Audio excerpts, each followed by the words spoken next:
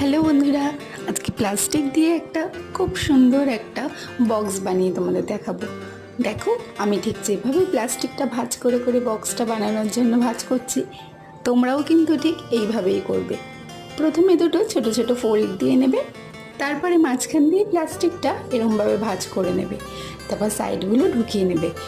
ভিডিওটা কিন্তু একটুও স্কিপ করলে চলবে না, কারণ ভিডিওটা স্কিপ করলে একটা স্টেপ যদি না হয় না, তাহলেই কিন্তু বক্সটা হবে না। আমি কিন্তু পুরো ভিডিও আমার চ্যানেলেও আপডেট করেছি, ওখানে খুব আস্তে স্লোভাবে আমি দেখিয়েছি। এটা যেহেতু মিনি ব্লগ, এখানে তো ছোটো করে দিতেই হবে একটু ফাস্ট করে।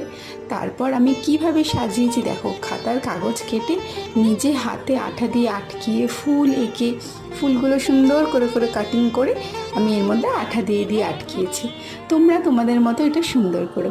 কেমন হয়েছে বক্সটা কমেন্টসে জানাতে কিন্তু ভুলবে না।